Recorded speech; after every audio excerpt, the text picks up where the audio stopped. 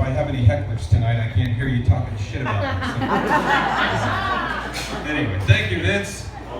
It's good to be here. I have not done this in about 15 years, so I hope you guys are gentle with me. But what a beautiful group of people, my God. Thank you for coming. This actually reminds me of when I was in jail. We had open mic night every Thursday. Every single inmate would get together, and we would all, perform. A lot of the younger inmates were a little scared at first, but the older, more experienced inmates would mentor and encourage. And before long, all the inmates were participating in open mic night. Of course, the only person that didn't really like it was Mike. But, you gotta crack a few eggs. Anyway, so yeah, Lander, Wyoming. I love this town. I actually used to live here a long time ago. And there was a couple of things that I noticed about this town that I kind of took issue with. Nothing major, but I gotta tell you, you guys have like the slowest drivers in the state. Am I the only one? Okay, thank you. I was a little nervous about this. But this is the only town I've ever been to where people think they can get a speeding ticket for being parked. The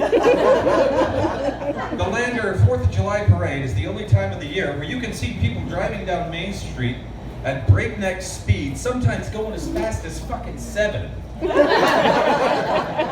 Elderly people and little toddlers are running to catch up with the high school reunion floats for beer or candy, depending on the kid. And another thing that I have with this town, and it's no big deal, but I thought I would mention it. Is there anybody here from Knowles? Anybody here from Knowles? Not in this crowd. Nobody has a Okay, well I was going to say, you see those guys, can you tell them that it's okay to take a fucking bath once in a while? Again, I'm not the only one, thank God. I mean, tourists come in from out of state, and they're like, oh my God, this is a beautiful town, but what's that smell? Fucking Knowles. Okay, I'll quit picking on Lander for a while.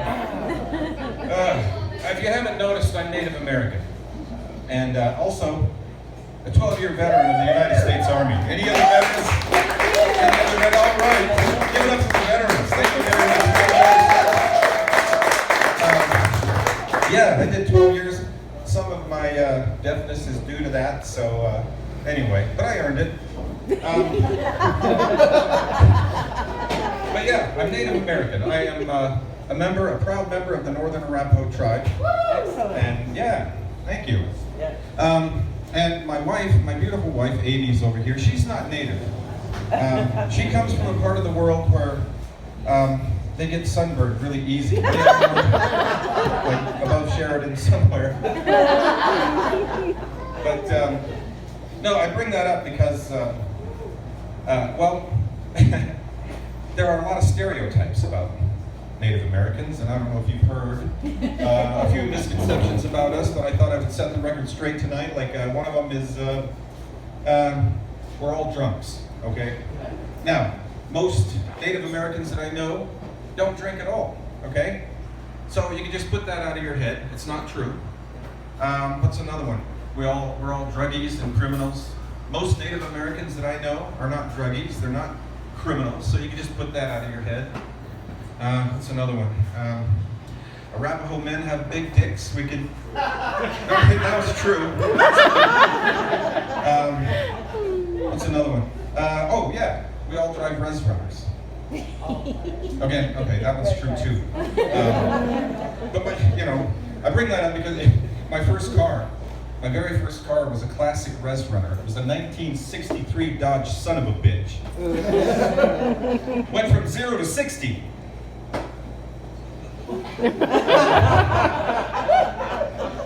Sometimes when I wasn't even in the car, I would just start up some guy's pasture.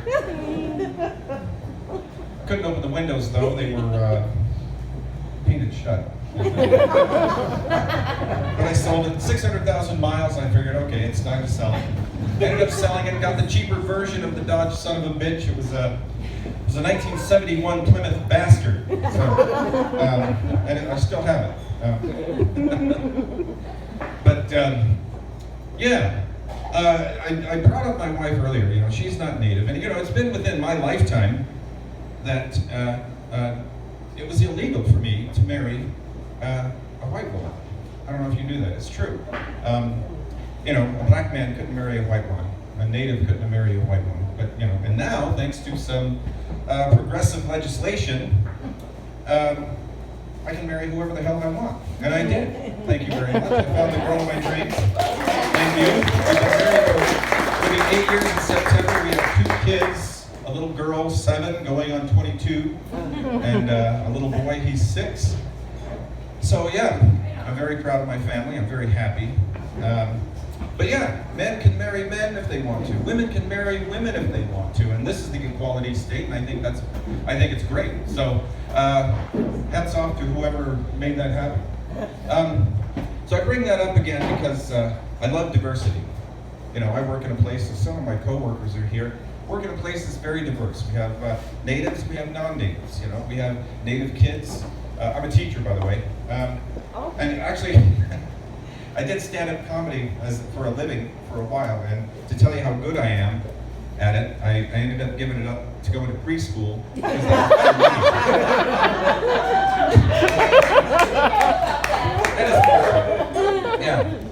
So, you know, diversity. I'm all about diversity, and I was on my way to the powwow earlier this summer, and I met this guy who was he was half Arapaho and half Jewish. Yeah, a weird combination. So I'm driving down the highway, and I see this car pulled over to the side of the road. The guy was broken down. So me being the nice guy that I am, I pulled over. I got out of the car, and before I could say anything, here's this Arapaho Jew. He's kicking his car, and he's pissed off, and he says, "Can you believe this? Can you believe this? I paid $12 for these retreads, and the damn things didn't last me 6 months. Here I am, in the middle of the highway, on my way to Calval. I got a back seat full of kosher taco meat and fry bagels going bad. I think I got the crabs from a toilet seat from that casino down the street. And to top it all off, these odd supports in my moccasins are killing me. Oy vey. And then... Oh, boy. It takes a lot of energy. So, yeah, but yeah, I'm going to powwows. I don't know, you guys go to powwows? Raise your hand if you go to a powwow. Okay, good. For those of you who have never been, let me just say that everybody is welcome at a powwow. It's not just for natives. You can go out there, you can dance if you want to. We love having a good laugh if you You're welcome to attend, and you're welcome to participate. And actually, all of us who are out there love sharing our culture with everybody. I love the intelligent questions that we get, that I get from tourists once in a while. They'll say, you know, is your language hard to learn? Yes, actually it is hard to learn. It's a very hard language, and I'm struggling to maybe one day it's fluent. Let's see, what else? Tell me about the Arapaho flag. That's a very intelligent question. Let's see, what's another one? Oh, do you guys ride horses? Now we're getting into the dumb realm. Do you guys ride horses? Well, yeah. Not to the grocery store. I mean, not to work. But, on a Saturday, if we got nothing to do, we'll saddle her up and, take her for a ride. What's another one? You guys still live in teepees? No, we don't live in teepees. I mean, you can't attach a satellite dish to those tent poles. So, and then here's the one I like, and I've gotten this question a few times. Are you a real Indian? Are you a real Indian? It took me a while, but I finally came up with a good answer when somebody asked me that. Are you a real Indian? I'm looking right in the eye and I say, now why in God's name would you ask me a question like that? Do you not know an Irishman when you see one? Fucking good shade. Uh-oh, I see some people coming in. There's Renee. Say hello to Renee, everybody! Yay!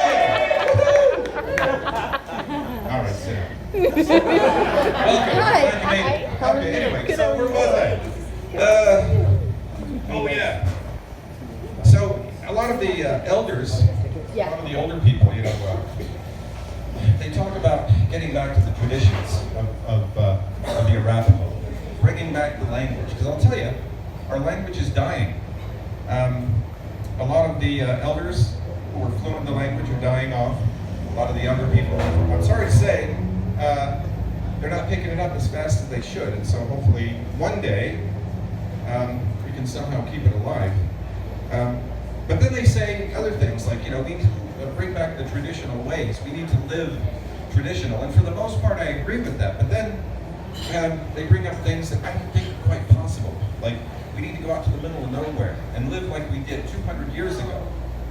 And, I thought about it. I said, okay, I'm going to try that. So earlier this summer, I went out to the middle of nowhere. And I lived like an Arapaho would have 200 years ago. I dressed traditional, I ate traditional, I had a horse named him Yellow Snow. I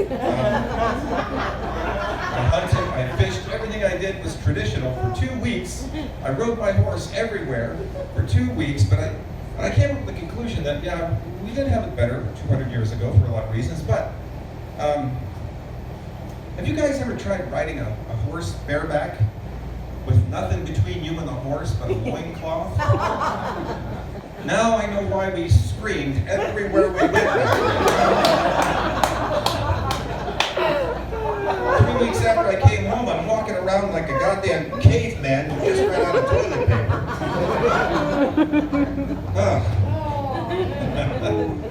I love that one. So, anyway, my time's almost up. But before I go, I just wanted to say thank you very much.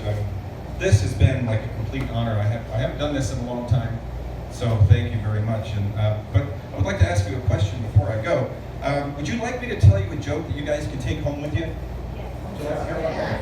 All right. I'm going to use my wife and I and Vince as the butts of this joke. Okay. So my wife and I were, Grandma and Grandpa had the kids, and so my wife and I were home alone. And so we were in the shower, sudsing each other up. This is how I do it.